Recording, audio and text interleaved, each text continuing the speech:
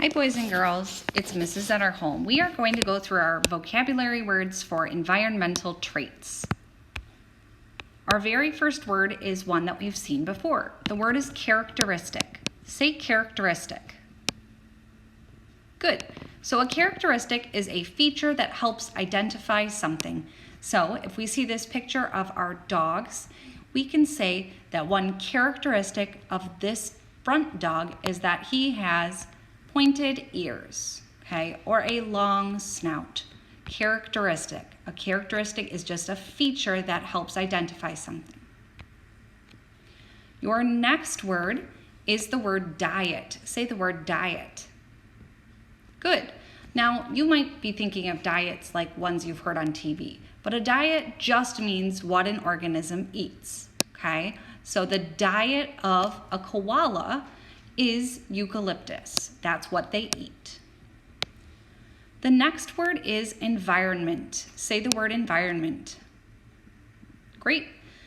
Environment is the space, conditions, and all the living and non-living things around an organism. So when we think of environment, a lot of times we think of the outdoors, which, yes, that's true. That is an environment.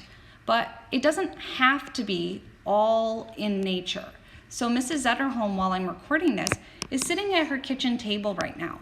The space or the conditions and all the living and non-living things around me, I'm an organism, right now would include my dining room table, the refrigerator, my stools, the laptop in front of me.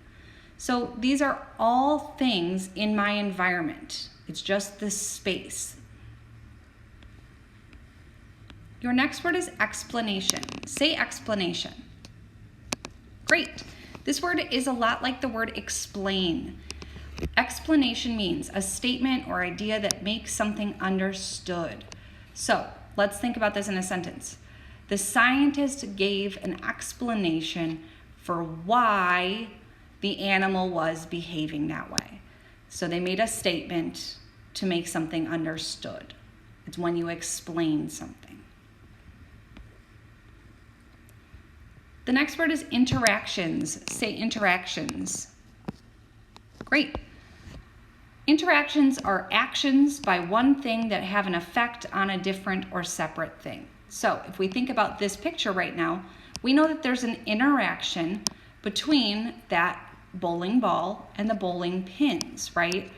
The bowling ball is hitting the pins, and that has an effect on them because then they go flying in the air and they fall down, which is our game of bowling. So an interaction is an action by one thing that has an effect on something else. The next word is learned behavior. Say learned behavior. Great. This is pretty easy. It's just behavior that is acquired through experience. So we've learned that word acquired before. It just means that we've gotten or what we can get through our experience. So this dog learned how to catch a Frisbee. He wasn't born knowing how to catch a Frisbee. He learned how to play this game.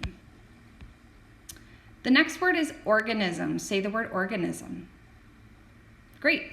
You've seen this word before. It just means a single self-contained living thing. So a butterfly, a puppy, a tree, a human, all of those are examples of an organism.